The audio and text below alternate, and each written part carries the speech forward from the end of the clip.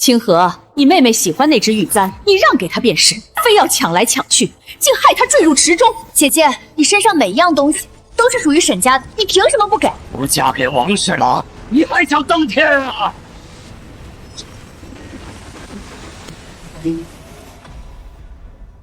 沈家祠堂5年前就被一把火烧了，明明已经死在了马厩，冻恶交加，含恨而终，怎么会在这里？莫非老天垂怜，给了我一次重来的机会？你还不服？这次幸亏那晚翠丫鬟把你俩都救了起来，不然你妹就……晚翠呢？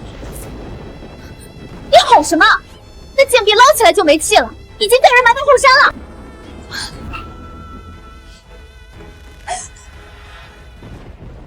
晚翠，一定要等我！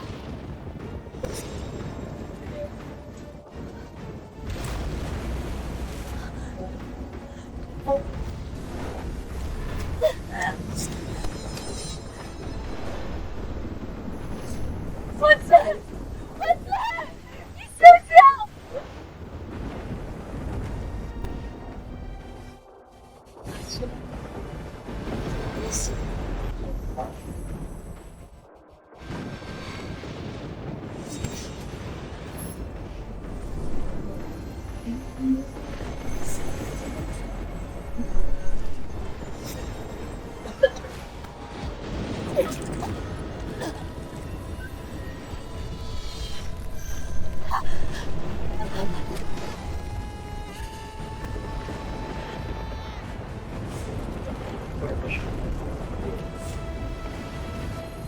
终于找到你。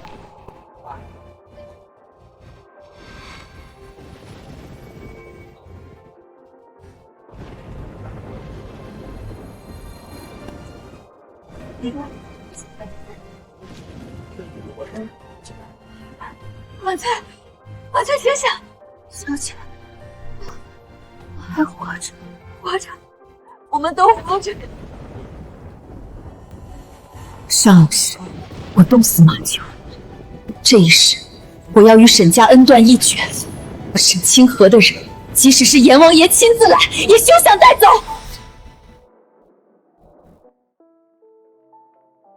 上一世婉翠为救我和妹妹溺死，被误认为已死，匆匆掩埋。后来坟土塌陷，大家才发现她当时还活着。我空有起死回生的一念，却没来得及救下她。沈家通敌叛国，被流放北疆，没过上一天好日子。为了回到京城，把我当筹码，嫁与年龄比还大的王氏。不嫁给王侍郎，你还想登天啊？我誓死不走，结果活生生冻死在异乡雪夜的马厩里。这次我一定要赶在沈家流放之前，与沈家脱离关系。老爷唤你到祠堂。哎呀，爹，我不管，我就要嫁给宁大哥。宁远舟不是跟沈清河订的婚吗？那会儿跟宁家说的是沈家女儿，又没指名道姓。宁侯府这么好的亲事，你不紧着自个儿亲生的，倒便宜一个捡来的野丫头。可她毕竟是名义上的大小姐，韵儿是妹妹，不好接嫁。除非先给那丫头找个婆家。这不巧吗？正好有人替城外苏家上门说媒，礼金给的可不少。听说城外苏家那个摊子是战场上退下来的，心里扭曲，专折磨女人，家里连棺材都打好了，谁嫁谁死。本来收养她就是给韵儿添个玩物，现在能换回一笔聘礼，也算是物有所值。爹，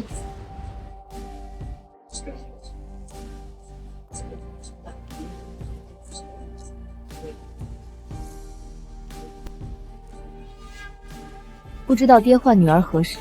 你也到了出阁的年龄，爹给你寻了门亲事，下月初1就嫁到城外苏家。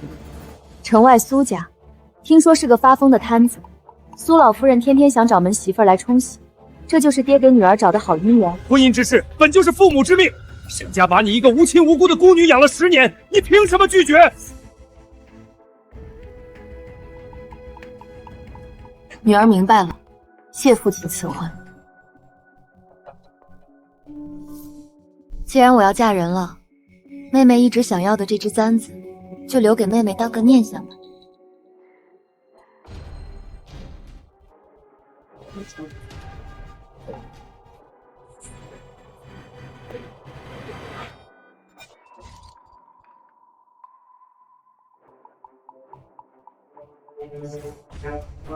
沈清河，你碎了，还要吗？放肆！你竟敢如此忤逆！爹，我已经是苏家未过门的媳妇，您打坏了我的脸，拿什么去给那个疯子冲洗？沈清河，你就现在嘴硬了，我还想看你出嫁那天哭着喊不嫁的样子。传闻城外苏家大郎双腿残疾，性情暴虐，爱折磨女人。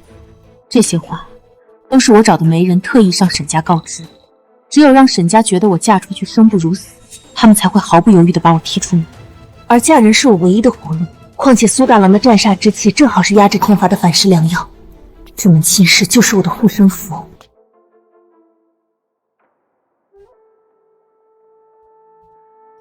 这大小姐出嫁怎么从后门走？也太寒酸了吧！你有所不知，这大小姐是抱有，压根儿不算正经主子。沈御史不得她嫁王侯公子，只许嫁平民百姓，可要的彩礼一点不比千金大户少。这条件，哪个正经人家敢上门提亲？沈清河，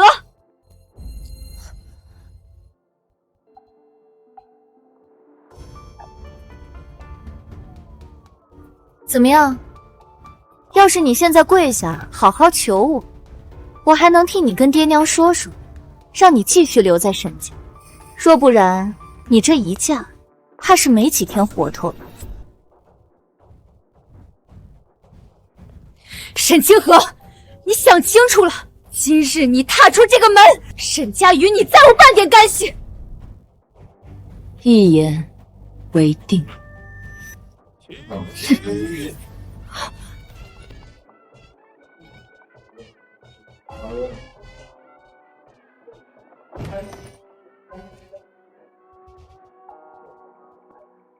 小姐，小心！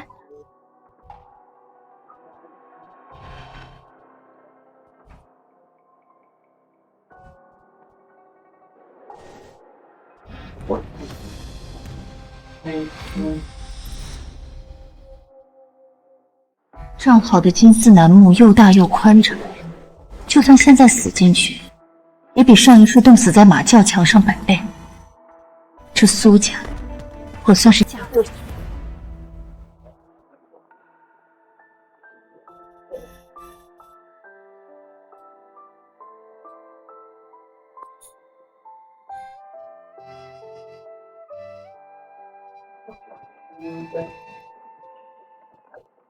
双腿残疾，无法下地，倒是不假。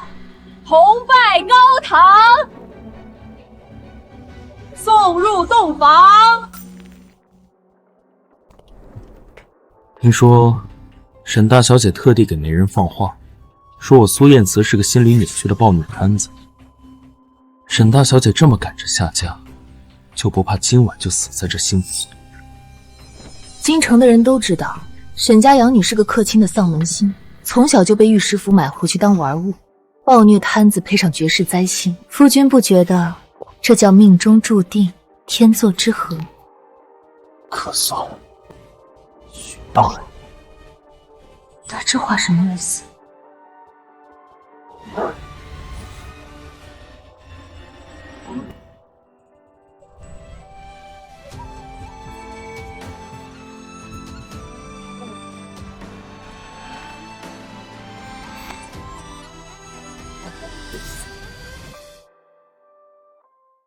夫人这表情，可是被为夫的暴虐嘴脸吓到。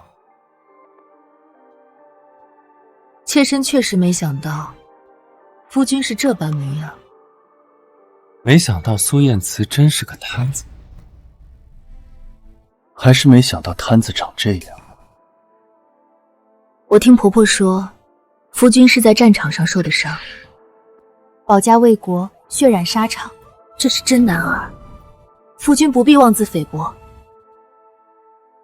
夫人说的是，男儿塞外出征，马革裹尸本是寻常，家中也早早为我备下棺椁。那具棺木装的，竟是他一腔鸿鹄之志。你是御史府家的小姐，虽说是养女，可到底在富贵里长大。苏家如今给不了你从前那般日子。若夫人是因为走投无路下嫁于我，那待风头过了，我可以与你和离，还你自由。他竟看出我急于出嫁是另有隐情，却不做追问。粗茶淡饭好过人前风光，人后受辱。锦衣玉食也不如一家人同心共德。我既嫁入苏家，便是苏家的人，只愿这辈子能与夫君琴瑟和鸣，岁岁安康，白头偕老。不知所愿。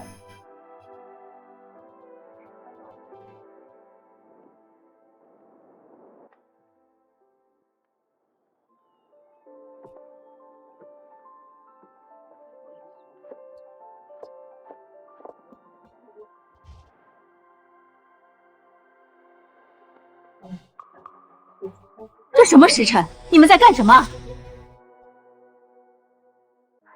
老夫人，是奴婢的错，是奴婢没及时叫小姐起床。奴婢以为像在沈家一样，辰时前准备好招食就行。喊你家小姐起床干嘛？让她睡呀。老夫人，婉翠明天一定4更就起，绝不让老夫人动气。娘，清河明天一定早早备好招食，请娘不要责罚婉翠。清河，你听好了，这里是苏家，不是沈家。我娶儿媳妇是让燕儿有个知心人，是让我多一个闺女疼，不是找丫鬟使唤的。往后家里的事儿有我和婉翠，你呢就看看书、绣绣花，跟燕儿聊聊天，知道吗？都说苏老夫人为了给儿子冲喜，不顾别家闺女死活，没想到婆婆却是知冷知暖的贴心人。你的手怎么这么冰？兴许刚才洗菜沾了水。娘，饭好了，我去叫夫君用膳。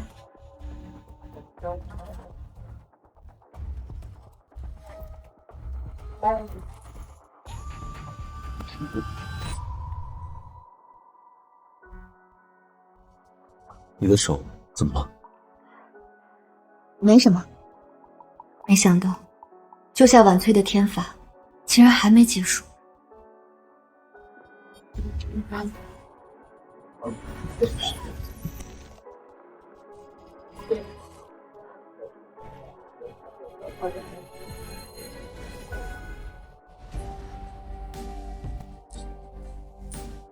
夫人的手太凉了，以后做饭就交给婉翠吧。饭好了，快吃吧。果然，他身上的战煞就是我寒冰天法的解药。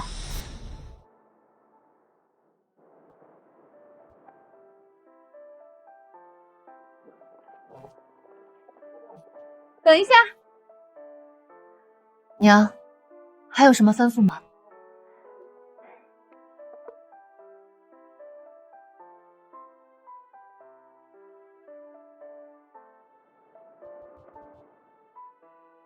这是娘最宝贝的一只簪子，送你了。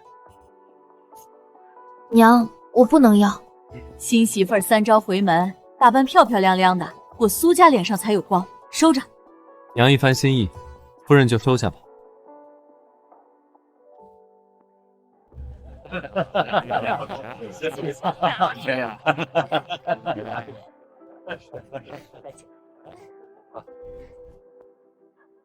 小姐，老爷给您办的这场回门宴，好大的排场。上辈子父亲为了利益不惜逼我致死，又怎么会费心替我张罗？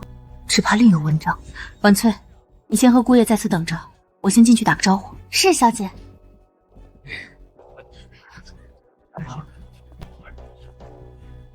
哟，姐姐，你可算回来了。怎么就你一个人？那个贱丫头和你家的那个老摊子呢？这就是沈家那个养女，听说嫁给城外苏家那个老摊子了。可不是嘛，据说是苏家找人上门提的亲，没想到大小姐二话不说就答应了。传闻那苏家大爷不仅是个摊子，还喜欢打女人，你说图啥呢？诸位误会了，我夫君姐姐你就别解释了。各位有所不知，当初我苦苦哀求姐姐别嫁，留在家里当御史府的大小姐多好。可我这位姐姐啊，铁了心要跟沈家划清界限，只可惜嫁的那苏大爷是个贪了多年的废人。听说家里连棺木都备好了。姐姐这一过门，也不知道能过上几天好日子。行了行了，今天是清韵与宁家的订婚宴，既然来了，找个角落坐着便是，别在这碍眼。订婚宴？没错，今天是我与宁侯府宁大哥的定亲宴。姐姐该不会以为这是沈府给你办的回门宴吧？上辈子，沈成儒趁着宁家不知情，赶在圣旨下来前把沈清韵嫁给宁远舟，让她躲过流放之罪。没想到这辈子也是一样的剧情。清河不知府上喜事，没带贺礼，就不打扰。等等，来都来了，吃个宴再走。毕竟你以后怕是没有这样的机会。姐姐还记得吗？当初我问你要一只发簪，你死活不肯给。看，这是宁大哥送我的，出自宫中这位太后娘娘做簪子的匠人之手，珍贵极了，能看一眼都是您福气。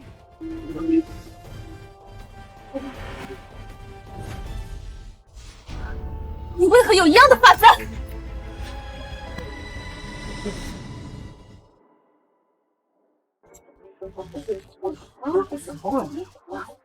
好啊，沈清河，你御史府小姐的身份是假，连发簪也故意买个跟我一样的假货来装没面，你可真会演戏。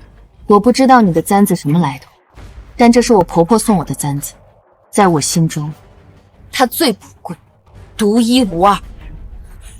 你还走！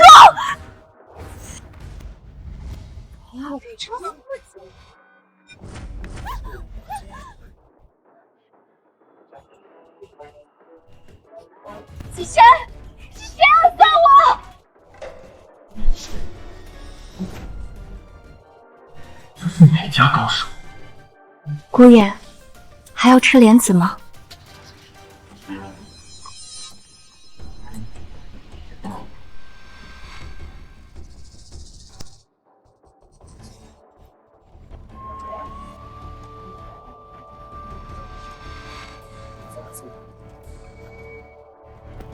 沈老爷、沈夫人、沈小姐，今日我夫妇二人不请自来，扰了诸位的雅兴，实在抱歉。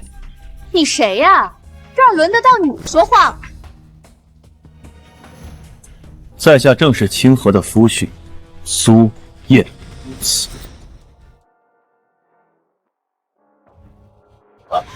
你是苏燕慈？不是说城外孙家摊子是个快死的老头吗？这分明是个年轻后生，长得还一表人才。好你个沈清河，发簪是假的也就算了，谁不知道你嫁的是个又老又丑的摊子？你居然还去找一个英俊后生来给自己脸上贴金，你好不要脸！妹妹连我的夫君都没见过，只凭道听途说就一口一个老摊子，耳根子软成这样，人家送你个假簪子，你怕是还当传家宝？你什么意思？诸位既然已见过我夫君，我们便不多打扰，告辞了。刘公道。沈老爷、沈夫人，恭喜恭喜啊！刘公公，您来的正好，您最懂宫里的事务，您帮我长长眼，我跟姐姐的发簪，哪个才是真的？哦，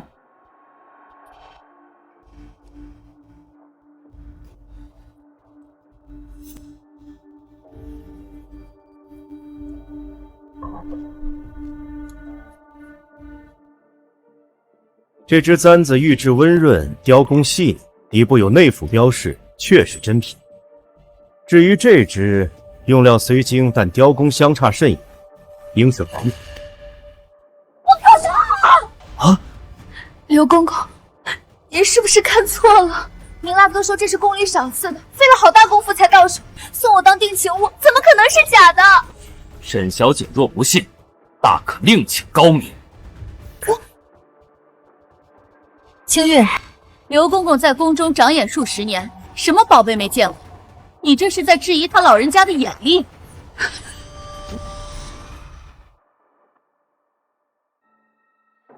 清韵，不得无礼！刘公公是什么人？岂会错判你的簪子？爹，苏家一穷二白，光是聘礼就已经掏空了家底，他怎么可能会有宫里的簪子？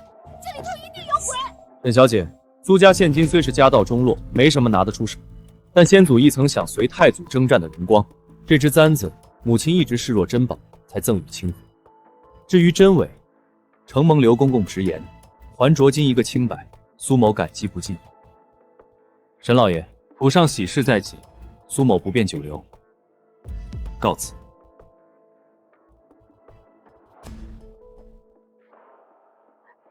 宁大哥，你不是说这是宫里的珍品，是好不容易才得到的？兴许办事的人搞错了，回头我替你寻一只更好的。苏家先祖曾随太祖征战，宫中怎么从未听说过这好？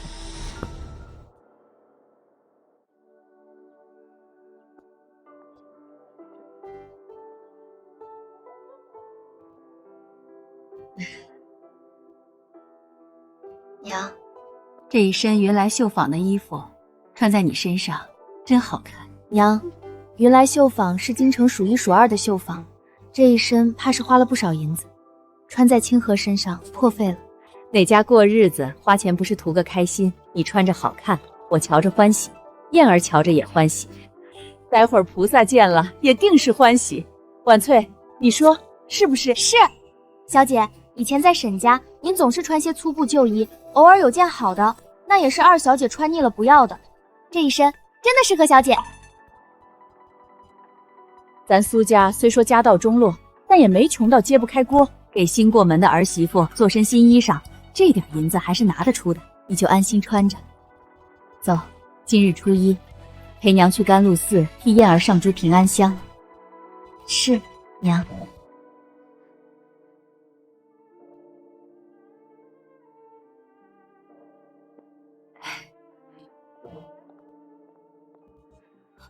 沈清河，你怎么在这儿？我与婆婆来祈福。怎么，甘露寺不举我们来？哦，原来是给你家那摊子祈福。沈清河，你也不看看这是什么地方？甘露寺可是京城第一佛门，你们也配？听沈小姐这话，菩萨也会看人下菜了。亲家，哎呀，不对，瞧我这嘴。清河已经与沈家划清界限，我只能叫你一声老夫人。你有所不知，这甘露寺啊，可不是寻常百姓能来的地方。今日还好，只有我们母女俩碰上。若改日沈家陪同圣上前来进香，你这万一冲撞了天颜，那罪过可大。听沈夫人这口气，莫非常伴圣驾左右？好大的体面！老夫人这话说的，我家老爷在朝为官多年，我随他入宫赴宴，见过圣爷，也不算什么稀罕事。倒是老夫人，怕是一辈子连宫门找哪边开都不知道吧？沈夫人见过圣上，不知圣上是何种相貌气度，可否说与我这乡野妇女听听，也好开开眼界。这圣人嘛，自然是鹤发童颜，龙章凤姿，威严不凡。那一身龙袍金光闪闪，往那儿一坐，满朝文武大气都不敢出。听您这么一说，圣人是位老人家了。那是自然，黄毛小子也配做龙椅？坐得稳，坐得明白吗？老奴为补贴家用，曾接过宫中一些旧衣缝补。听宫里的嬷嬷说，圣上正值意气风发的盛年，怎么到了沈夫人这里，就变成了鹤发童颜的老翁？看来总有一方在胡说八道，妄语天言。这要是传到圣上那里，那可是杀头的罪。叫我！哎呦，沈夫人这话可冤枉人了，从头到尾都是您自个儿在说，怎么能说是老奴诈你呢？沈夫人可是堂堂御史夫人，总不见得说谎往自己脸上贴金吧？无耻村妇，算个什么东西，竟敢对我娘出言不逊！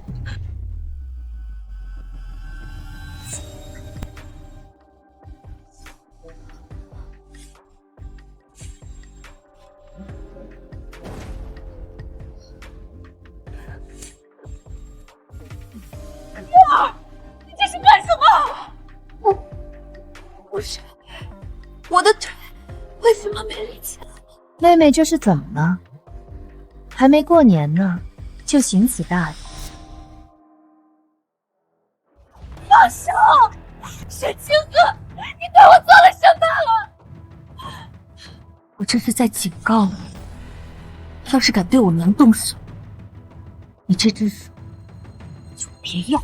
沈清河，你疯了！你嫁的人胳膊就往外拐，连妹妹你都敢打？我没记错的话，当初可是清韵亲口说了，我出嫁后跟沈家一刀两断，我又何来的妹妹？娘，我们回家吧。你这忘恩负义的贱人！你想走？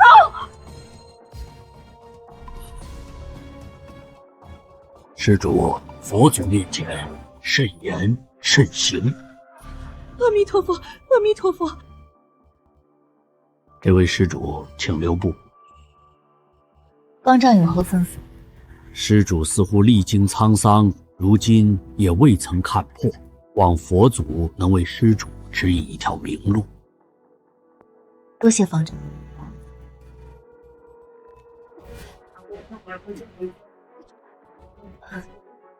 清河，你给我等着，我一定不会放过你。娘，对不起，今天在甘露寺让娘受惊。傻孩子，这并不是你的错，倒是你在沈家这些年到底受了多少委屈，苦了你了。你放心，咱老苏家虽不是高门大户，但也不怕事。这天子脚下，沈家还动不了我们。虽然娘这样说，但沈家军贵是宫里的关系，离沈家流放还有1个月，我得小心再小心，以免连累苏家。干娘、嫂子，你们回来了。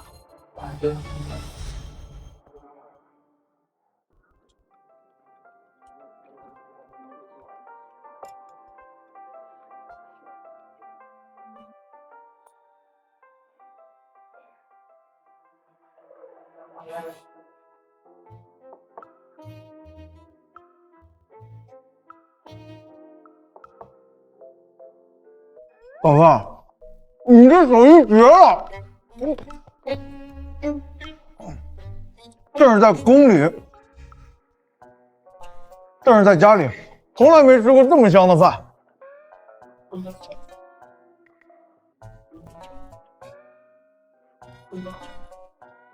吃你的，少说话。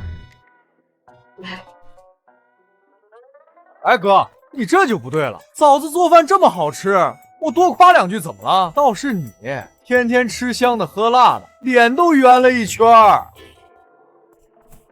李公子喜欢吃就多吃点儿，锅里还有。真的？那我可就不客气了。哥，你命真好，娶了嫂子这么贤惠的媳妇儿。我就想不通了，你整天冷着个脸，嫂子怎么受得了你？我看你是已经吃饱了，要不先回去。吃，你别想独吞嫂子做的菜。你这孩子就知道贫嘴，你哥和你嫂子感情好，你羡慕什么？有本事自己找一个去，省得你娘总在我面前念叨。干娘，您这话说的，我这不是没遇上像嫂子这么好的姑娘吗？要是遇到了，我也天天在家吃她做的饭。李公子说笑了，别叫他李公子，太见外，叫他正儿就行，不然他尾巴要翘到天上去。就是，嫂子，我就不见外了，我以后常来蹭饭行不行？不行。好了好了，快吃，菜都凉了。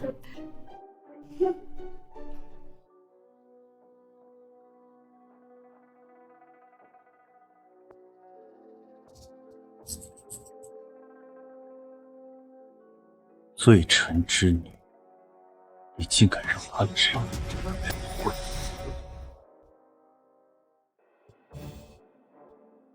罪臣之女，你竟敢让她直呼朕的名讳！苏言慈，你好大的胆子！清河是我妻子，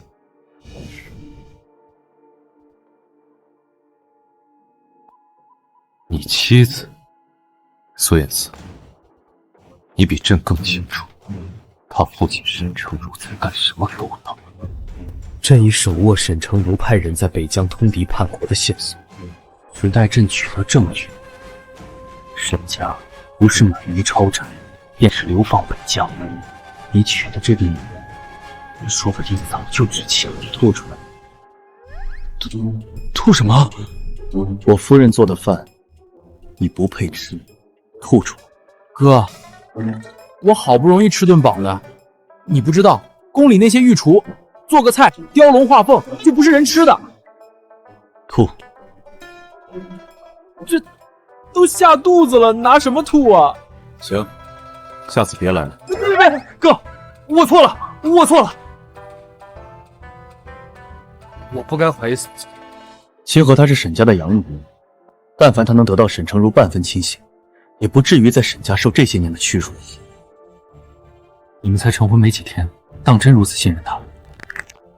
臣守的是大夏的边疆，护的是苏家的内人。若陛下要动臣的内人，那这北疆的兵符，臣只能还给陛下。他要是清白，谁也不能动他。但若他参与其中，哥，我是皇帝，别让我为难。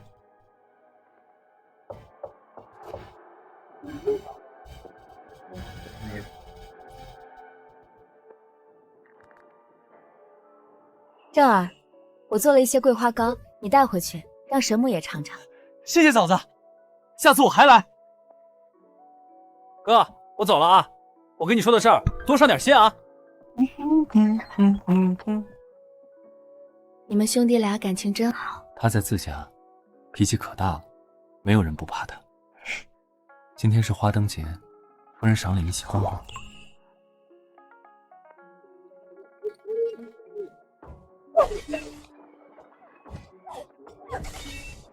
小姐，别气坏了身子。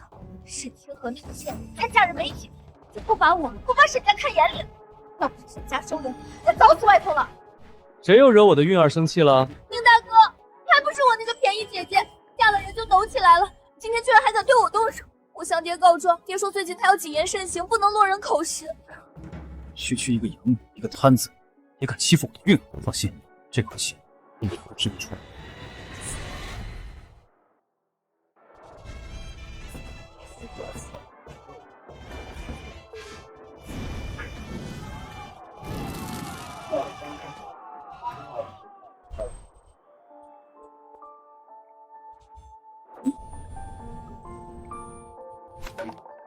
哇！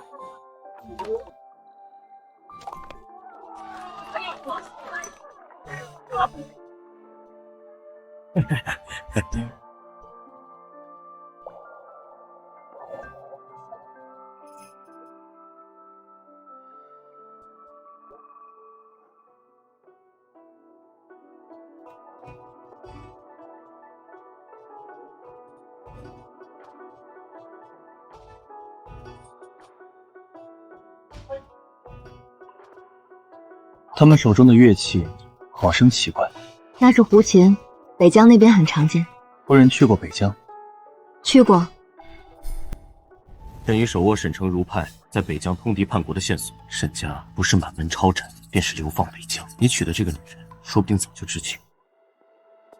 夫人因何去的北疆？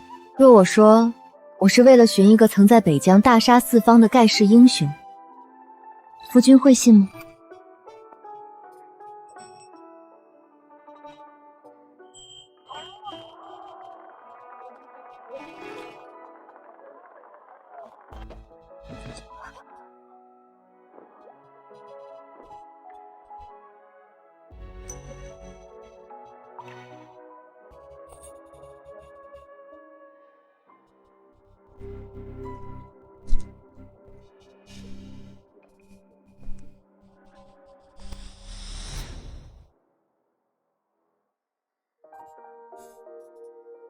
夫人今晚可还尽兴？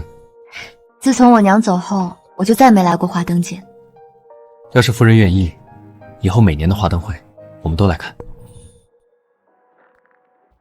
要不，我们走另一条路？不慌，但走无妨。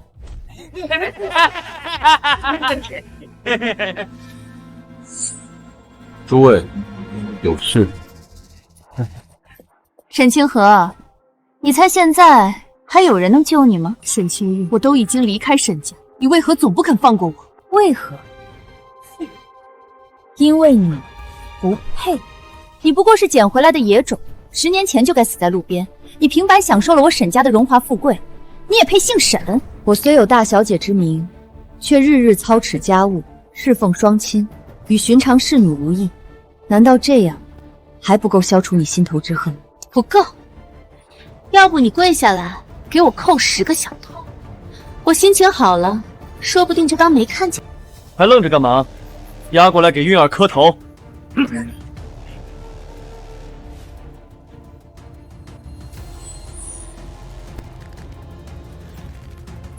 看见没？你死活要嫁的男人，自己女人被抢走，连屁都不放一个。也是，一个摊子，还能指望他什么？磕呀，你不要你相公的命了。让我夫人磕头，只怕你受不起。哟，摊子说话了，我还以为变哑巴了呢。也是，我姐姐这张漂亮的脸，磕破了，怪叫人心疼。不磕也行。姐姐，你知道我今晚带这么多人来是准备干什么？我家姐姐虽然已经嫁人了，但模样还算周全。今晚就赏给你们，就在这街上，一饭看我好好看你，不忘我。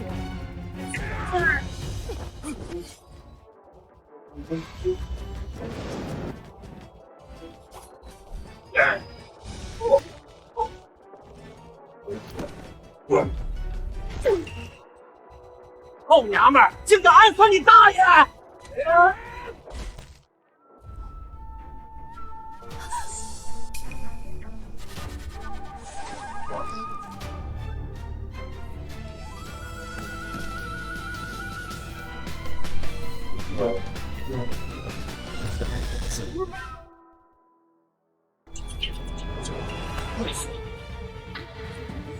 就一个摊子，你们这么多人干什么？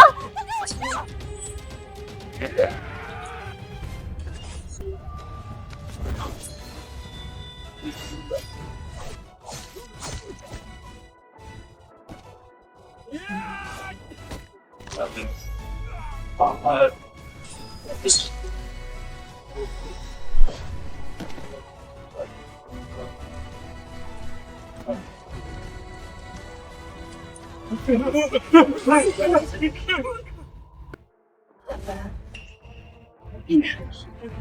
你可是新科武状元。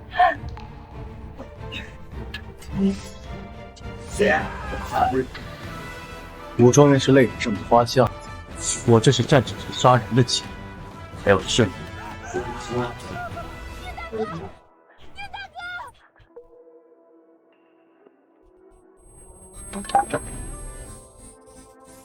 别怕，有我在。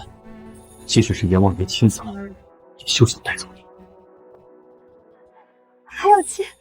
不听不懂无解的命数，不闻不问也曾踏冰山河，悲痛过人间疾苦，花落留不住，不闻不问。将军，放心，你会没事。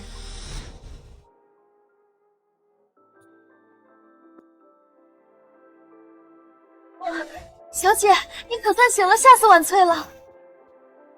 小姐，你都昏睡2天了，老夫人和姑爷急坏了，婉翠先去给老夫人报个平安。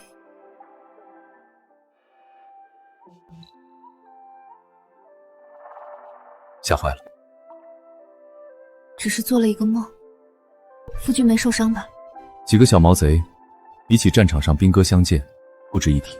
原来上辈子我就已经遇见过他，他是能救天下也能救我的人。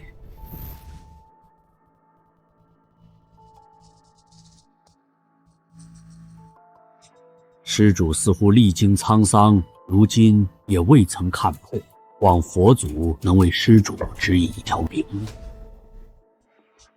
我已经外嫁，按理说该躲过沈家流放的劫了，难道还有什么没完的因果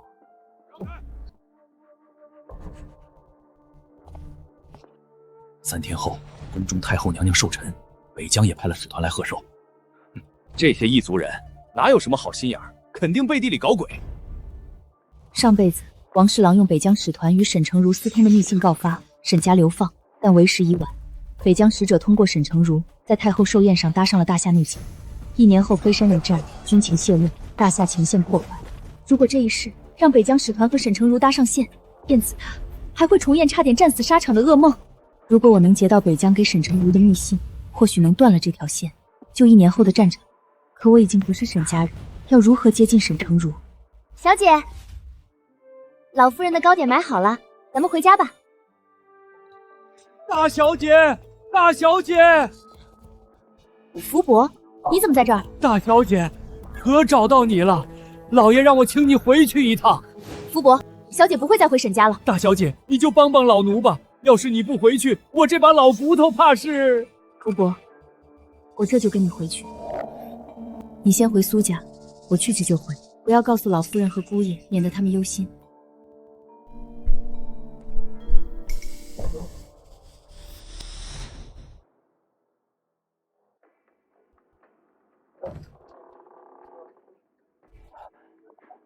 清河啊，你可算回来了，娘可想死你了。你爹这些天总念叨你，说嫁人了怎么也不回家看看。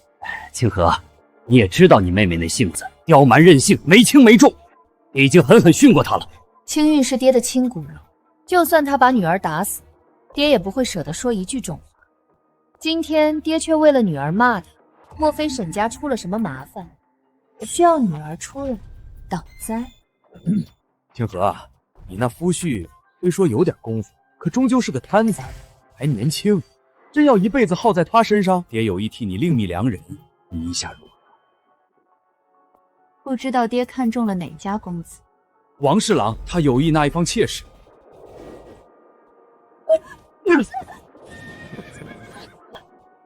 爹，王侍郎少爷比你还年长5岁，女儿不能。王侍郎不嫌你身上那股洋膻味，愿意纳你为妾，那是你的福气。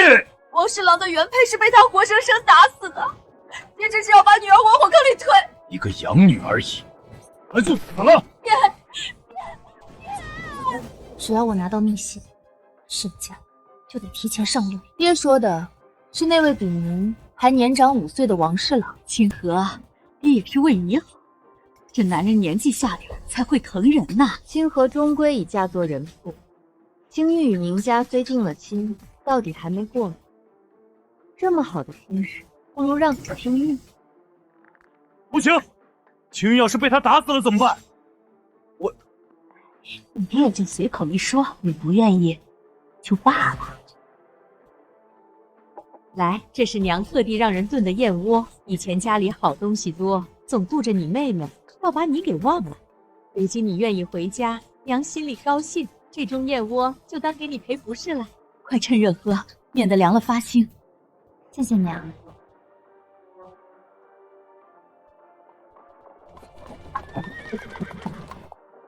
马上就成了，马上就成了。王大人，小女就在车上，您可答应过那封密信绝不能落在外人手中。这是自然，过了今夜，我还得尊称你一声岳昌。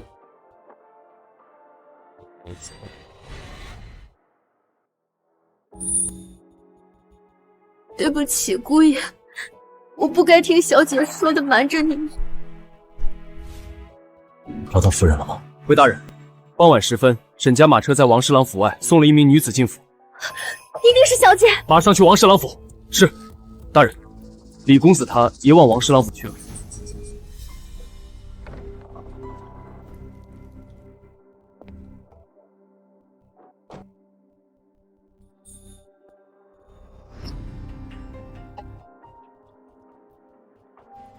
沈成儒这老东西可真不是人，为了顾全自己，连女儿都往我床上送。可惜呀，只要我拿着他那封通敌叛国的密信，沈家以后不是任我拿捏，真是天资多岁。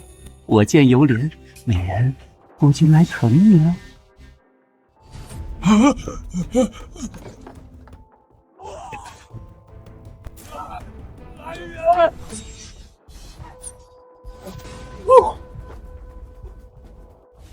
这就是上辈子害我致死的人去吗？你不是沈成儒的女儿？我自然不是。沈成儒一向溺爱你，怎舍得把他的掌上明珠送来伺候你这种将死之人？将死！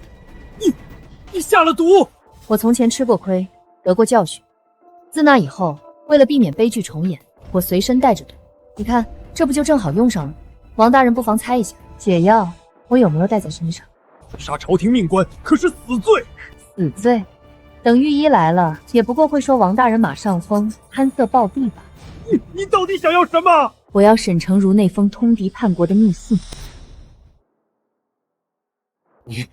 你以为你拿了密信，沈成儒会放过你？王大人，听我一句，您死后的事呀，就别太伤心了。信在床下暗格里。怎会如此？可笑！上辈子沈成儒居然被王侍郎拿这种破信给耍了。服下，半个时辰后毒可解。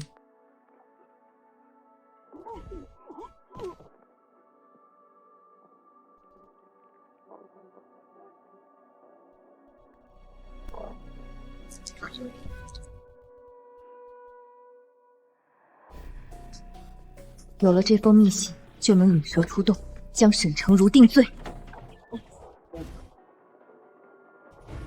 通敌叛国这事儿，王侍郎指定知情，圣上有口谕，给我彻查王府。你是沈御史家那养女？刘公公，大半夜的，你在王侍郎府做什么？王侍郎突发疾病，听闻民女对山野偏方私有研究，便找来民女瞧瞧。不叨扰刘公公公务，民女先告退了。哼！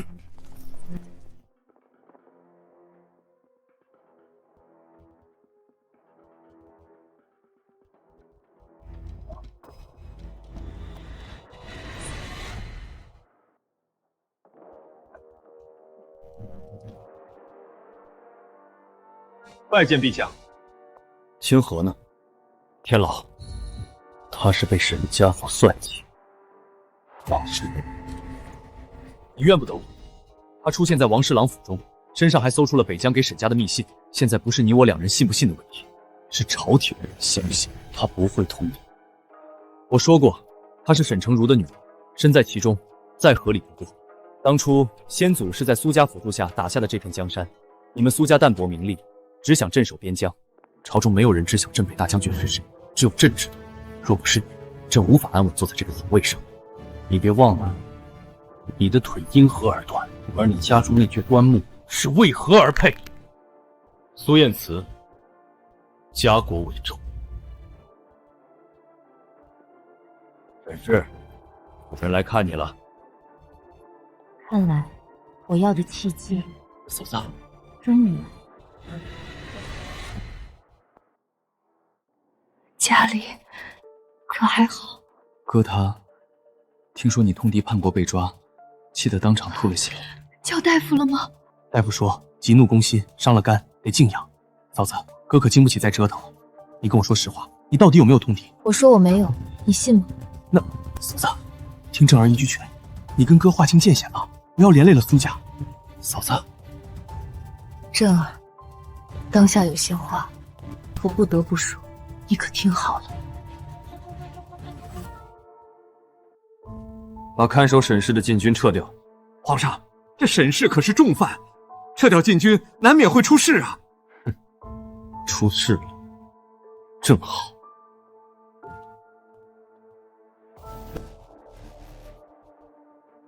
这怎地就突然传出王侍郎被抄家了呢？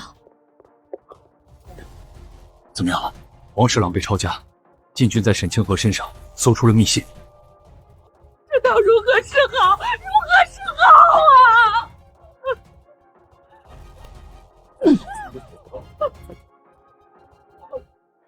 啊！现在在哪？被圣上关在天牢里。看来密信上并未记明我的名字，不然禁军早该来御史府了。既然是在沈清河身上搜出来的密信，那沈家通敌叛国的主谋自然就是他。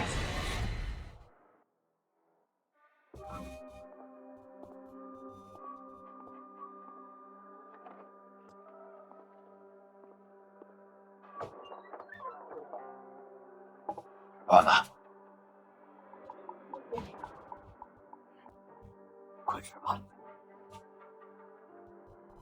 让你吃了。这粥里是放了什么东西吗？还是说，有人让你必须看着我喝下去？死到临头还嘴硬，怪就怪你得罪了不该得罪的人。今天这碗粥，你喝也得喝，不喝也得喝。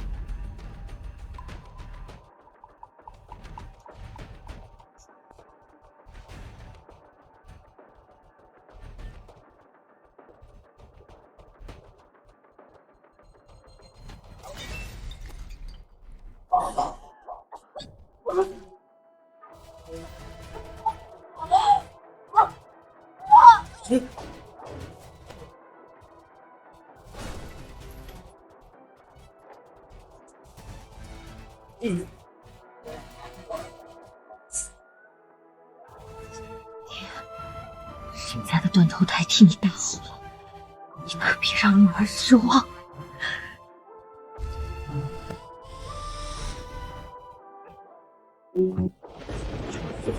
确定人已经死了？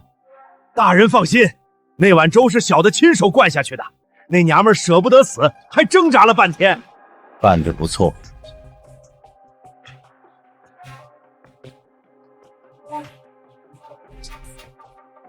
谢大人，谢大人。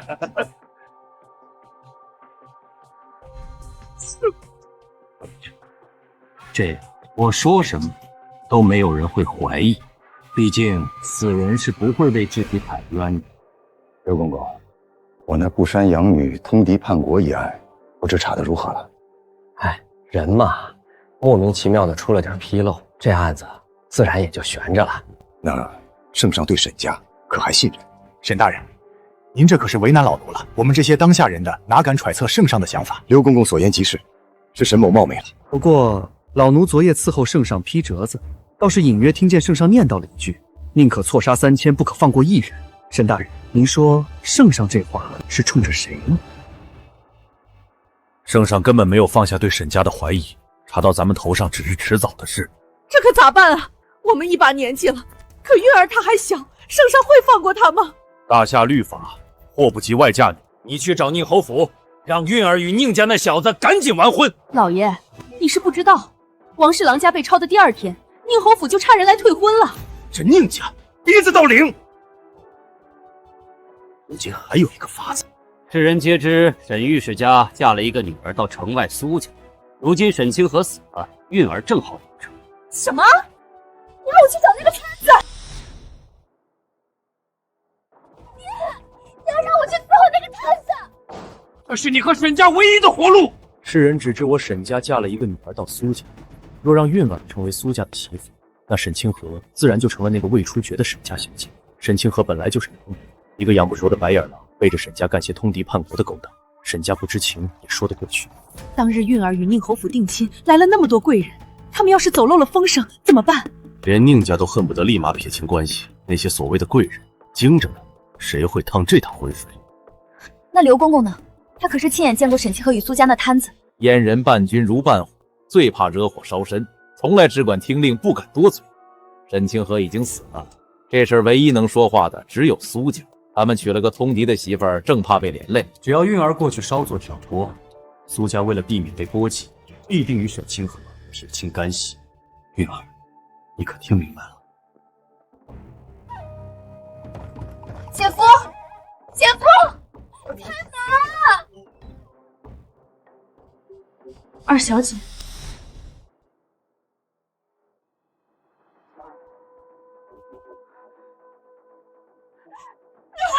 姐夫，姐姐她，宫里来人传话说她在天牢里没了，还说她通敌。我听到消息的时候，整个人都懵了，憋气的躺床上起不来，娘哭晕过去好几回。姐夫，姐姐到底怎么了？宫里说，从他身上搜到了通敌叛国的密信，证据确凿，没什么好说的。姐夫，姐姐她怎么可能会通敌呢？她一定是被人冤枉的。她嫁入苏家便是苏家的人，如今她通敌叛国，朝廷若要追责，我与母亲就算不用砍头，也难逃流放之罪。姐夫，我相信姐姐，她虽是沈家的养女，但是父母对她一直比对我这个亲生女儿还好。所以我才一直记恨他，才处处与他作对。姐姐不把我不把沈家放眼里就算了，姐夫一家对他那么好，他怎会舍得把苏家拖下水呢？即便你相信他，又有何用？密信是从他身上搜出来，铁证如山。姑爷，当初都传言说苏家娶媳妇是为了冲喜，过不了几天就得被打死，他还是义无反顾嫁过来。小姐对姑爷事事上心，对老夫人尽心伺候，难道这些姑爷都看不见吗？你怎么会不相信小姐呢？就算我相信他又怎样？他会连累苏家，这是事实。我苏燕慈人微言轻，没有能力去为他争辩。我一个摊子死不足惜，可我母亲呢？她凭什么给清河陪葬？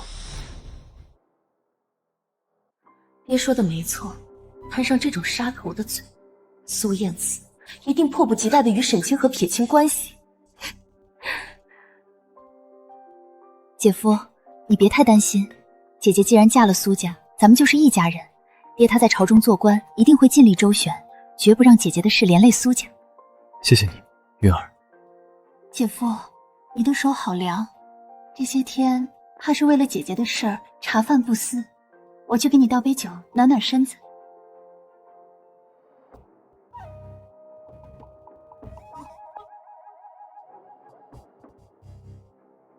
姐夫，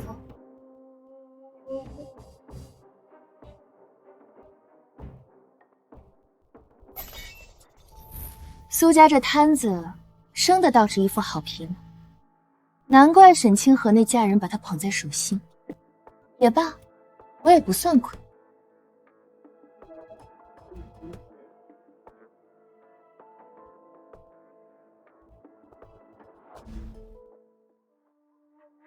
哥，你在吗？哪来的神经病？大清早的，吵什么吵？你是谁？怎么在我哥房里？苏燕慈是你哥？行，从今天起，你该叫我嫂子。嫂子？我怎么没听说苏燕慈还有个弟弟？我是义弟。瞧你这副没出息的模样，原来是乡下来的穷亲戚啊！我找我哥。你哥现在是沈御史家的女婿，你这种穷酸亲戚，以后没事少来，省得丢人现眼。见过嫂子，不找你这样。那你给我看清楚了，从今天起，我就是你嫂子，别人问起来，你最好也这样说，不然你这穷小子，沈家让你吃不了兜着走。嫂子，你也配？难得刘公公赏脸，来寒舍喝一杯。沈大人客气客气。沈某那不成器的女儿给沈家留了个烂摊子，沈某心里不踏实，想请刘公公透个底。听说那封密信是刘公公亲手搜出来的，信上对沈家可有不利。那封密信被墨水给污了，至于送给谁，语意不详。沈大人，没有消息就是好消息。真有什么事儿？凭咱俩这交情，老奴还能不提前给您透个风？有公公这句话，沈某就放心了。如今北疆对我大夏虎视眈眈，沈清河置家国不顾，与北疆间谍私通，沈某叫你无法。就算圣上要抄我的家，让沈某举家流放，沈某也毫无怨言。沈大人，老奴何时提过那封密信的来处是北疆？老奴何时提过那封密信的来处是北疆？老奴从没说过密信是从哪国来的。沈大人怎么一口咬定是北疆？难不成这封信本来就是写给沈大人您的？大夏边境小国，以北疆最少，沈某联想到北疆也是常理。刘公公，莫不要误判了沈某。这事儿老奴可不敢乱说，只能请沈大人随老奴到圣上面前走一趟。我堂堂御史千金，让他喊我一声嫂子，那是给他长脸，我不配。他就一乡野小子，难道以为是什么王孙公子吗？他身份自然尊贵，而我的夫人也只有沈清河一个。哟，沈清河已经死了，你在这装什么神情？韵儿愿意委身于你，那是救你一家子贱命，可别不识好歹。要不然啊，圣上要是继续查下去，查到沈清河曾嫁入苏家，你们就等着拉起杀头吧。苏家的人头也是你能动的。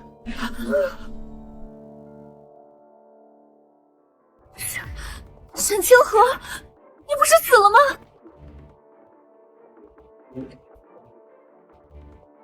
参见陛下。陛下，陛下！啊！好你个沈清河，你是用了什么手段，居然装死从天牢里逃出来，还敢随便找个人冒充圣上？你这是欺君之罪，我狗头的大罪！你给我出去给死！为何他不能是圣上？沈清河，你装死就算了，还装糊涂。他这小屁孩是圣上，我说我还是太后呢。来，皇儿，来给娘请安。圣上，你个毛都没长齐的小子，你们苏家是想富贵想疯了吧？娘，你知道吗？这小子还说苏燕慈是他义兄，皇帝的义兄。这苏家得多大的富贵，怎么会住在城外这种破房子里？你们三个，一个通敌的死囚，一个摊子，一个没脑子，凑一块眼上瘾了是吧？沈清河，别怪我不提醒你，你最好早点回宫里自首，就说通敌叛国是你一个人的事，跟沈家没半点关系。这样我还可以看在你的面上，往后好好关照这摊子一家。还有你，让你喊一声嫂子，那是你祖上积德，也不看看自己那穷酸样，还敢在这装圣上，回去记得撒泡尿照照自己。沈清韵，你冒犯天颜，其罪当诛。好，朕记住。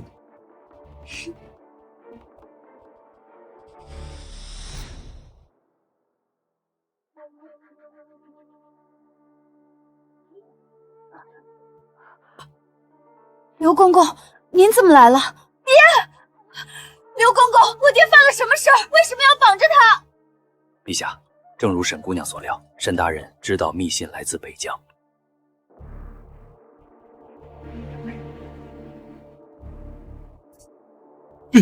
陛下，不可能！老爷，圣上怎么可能这么年轻？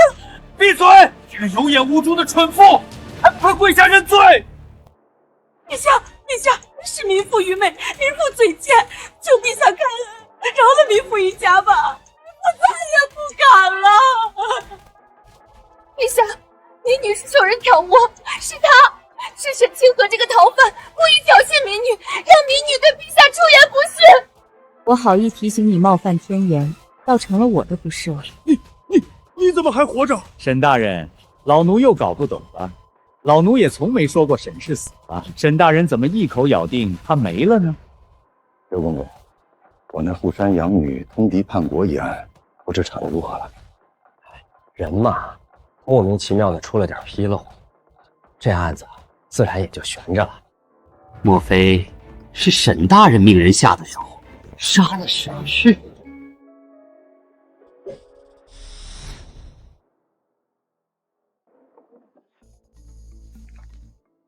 怎会如此？可笑！上辈子沈成儒居然被王侍郎拿这种破信给耍了。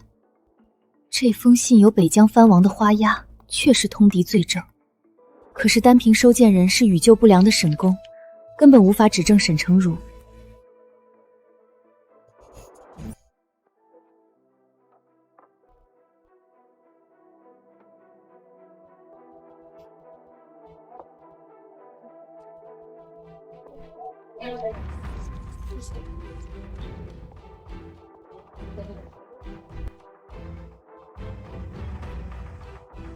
有了这封密信，就能引蛇出洞，把沈成儒定罪。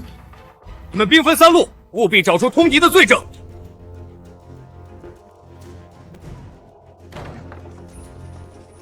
通敌叛国这事儿，王侍郎指定执行。圣上有口谕，给我彻查王府。你是沈御史家那养女？这信你如何解释？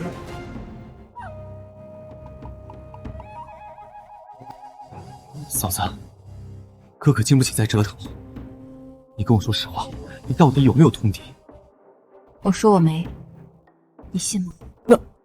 嫂子，听正儿一句劝，你跟哥划清界限吧，不要连累了苏家。正儿，当下有些话我不得不说，你可听好了。刘公公搜出来的那份密信是假的。假的？那封密信是我所伪造，真的密信我藏在王侍郎府的花园里。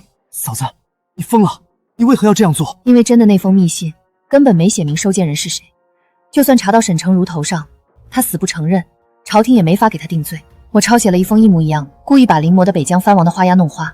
现在除了我和你，大夏国内知道密信来自北疆的，只有沈成儒一人。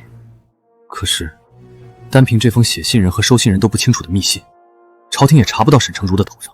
所以，我要让沈成儒自己露出马脚，沈诚如得知密信从我身上搜出，一定会想办法灭我的口。只要我死了，密信的事就死无对证。因此，必须撤走我身边所有的守卫，好让沈诚如有机会对我下手。嫂子凭什么觉得我一个山野小子能调动天牢的人？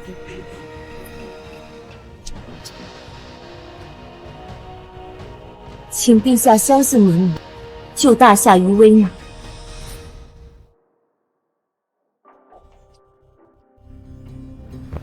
大胆刁妇，你既已知朕的身份，却装作茫然不知，戏弄于朕，你可知这是欺君之罪？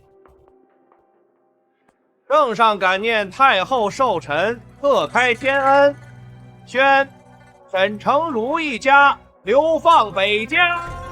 谢陛下太恩，谢陛下太恩。干娘、嫂子，你们回来了。民女初见陛下，便觉得陛下气度不凡。只是陛下与夫君隐瞒身份，民女怕误了陛下大事，故一直装作不知。欺君之罪，朕容后再算。只是按你的计划，你很可能死在沈诚如手。你当真是在向苏燕慈？向死而生。夫君为报国，早早被下官路，民女也愿意为了大夏，赌上这条命。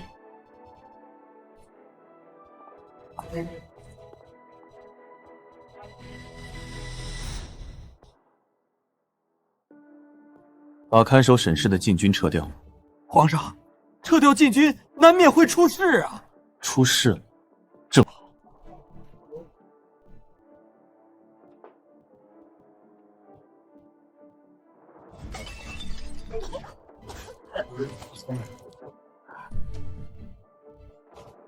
务必救活他，朕跟他还有账要算。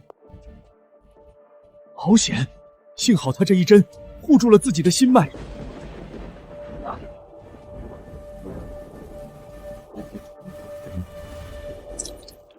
老奴可是亲耳听到沈大人说密信来自北疆，圣上的亲军也亲眼看见沈大人杀了毒害沈氏的守卫。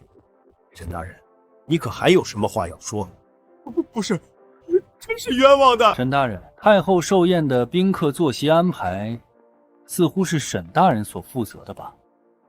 该不会北疆密探要接头的那人就在寿宴名单里？只要顺着北疆使团的坐席，挨个排查周围的宾客，真相是什么，自然水落。陛下，他是沈清寒，定是他与苏燕慈早有私通，合起来陷害臣。沈诚如，你可知道你现在站在什么地方？城外，苏家，你足下所在之地，是我大夏国的镇将军府。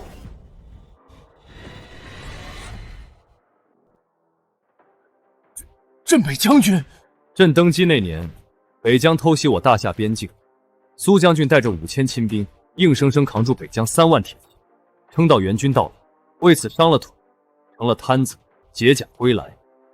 没想到吧，你一心想把自己的养女当筹码，结果亲手把她嫁给了大夏最大的靠山。你身为御史，私通外敌，陷害忠良，朕暂将你一家子关进天牢，等候发落。娘，陛下，陛下，陛下要惩罚沈家，民妇不敢有怨言。可是玉儿她与苏将有夫妻之实，按大夏律法，玉儿已经是苏将军的二夫人，迫不及外嫁女，玉儿毫不知情，求陛下看在苏将军的面上，饶过玉儿吧。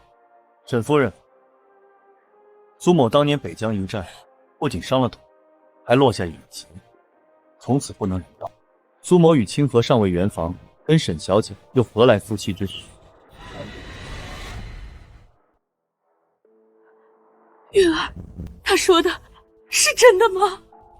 是真是假，带回宫里让女官验一验，自然就清楚了。带走。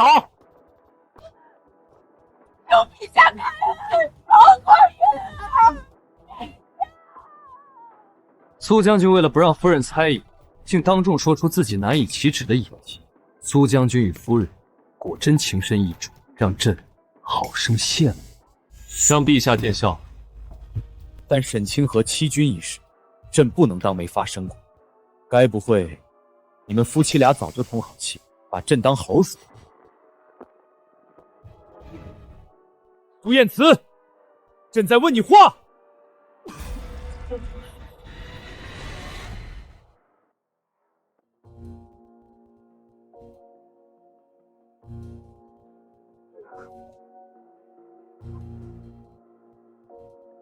陛下，苏将军这伤不太好。说清楚。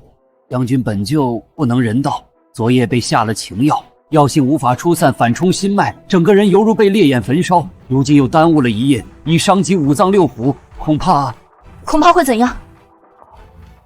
会有性命。那还愣着干什么？给他治！是，臣这就先给苏将军施针。不用了，臣不治。苏燕慈，你什么意思？除非陛下答应，不再追究灼心欺君之罪。夫君，你……好你个苏燕慈，原来在这儿等着朕。你是故意喝下沈清韵的药？你觉得大夏没你不行，拿自己的命来换他？大夏人才济济，怎可能少了朕就不行？还有别个会像你一样不求功名利禄，只保国家社稷，还早早备好官部，准备随时以身殉国吗？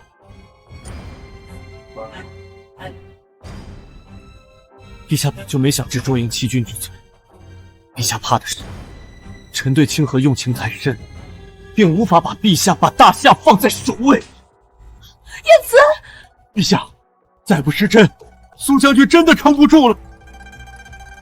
苏燕慈，你记住，这辈子你不会有第二次要挟朕的机会。谢陛下。陛下，请允许民女替苏将军施针。你，民女不仅能治苏将军情药之伤，还能治他的隐疾。苏将军的子嗣将世世地代陛下镇守边关。此话当真？民女不敢欺君。刘公公，老奴在，去多找一副上好的棺木送到苏家。将军夫人愿意与苏将军同生共死，朕欲成人之母。老奴领命。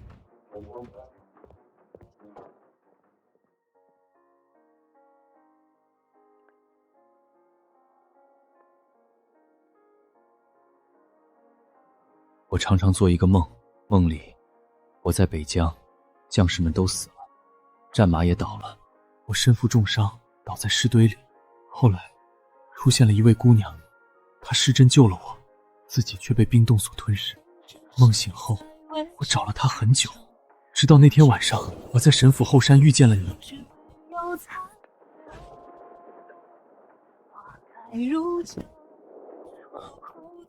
夫人救人，自身会被冰雪反噬，对吗？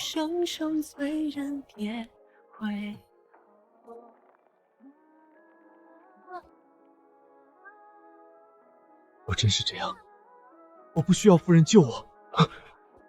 方才我封住了你的穴位，现在你连一根手指都动不了。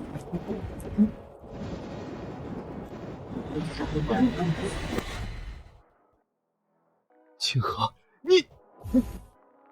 我天生拥有异能，一枚银针可定夺生死，但会遭受天罚。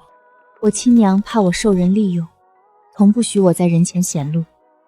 1年之后，黑山之战，大夏本会因间谍渗透，军情泄露，加上夫君腿疾，几近亡国。如今间谍布局已破，夫君也即将痊愈如初。夫君可救天下。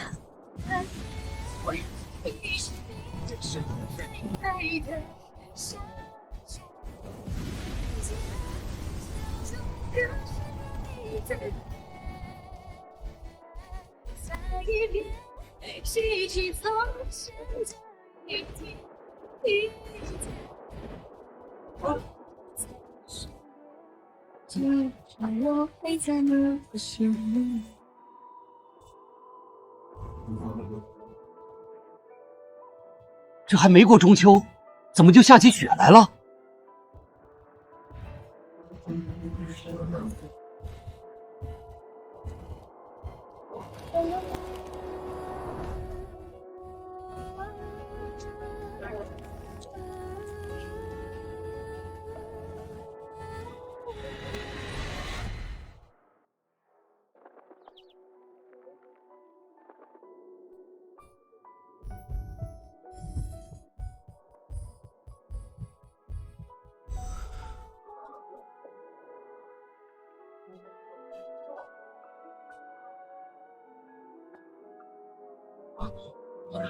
青河，青河。谁哼轻笑一曲，谁掉进一幅脸，谁不小心被回忆占据，忘了燕子。我便是一明朗的天地。如果当下你故意喝下的情药，竟意外把你体内的血炼成这样之气。既然你遭受天罚，那我正好做你的解药。算是注定，也知道停留不住交集。有心就随心，索性就随你。看飞花。北疆藩王在边境集结，蠢蠢欲动。朕命你粉碎北疆藩王的阴谋，护大夏平安。臣领旨。朕，那嫂子要不要朕给她安个名头，随军出行？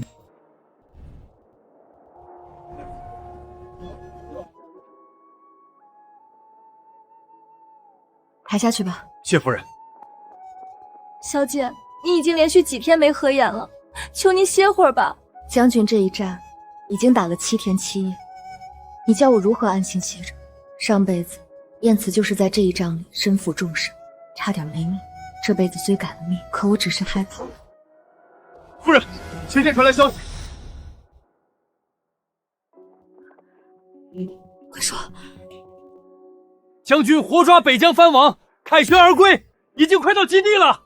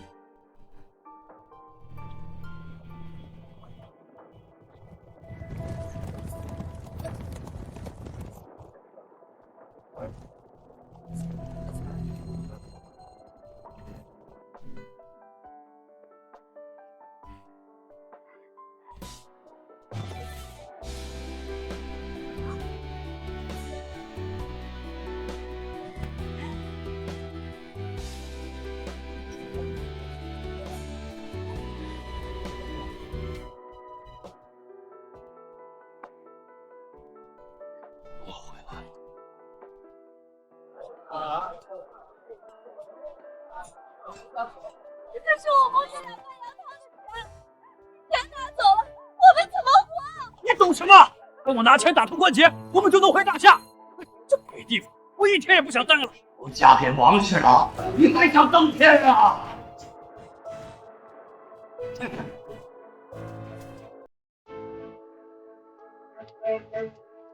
你若宣愿，我可以向陛下求情。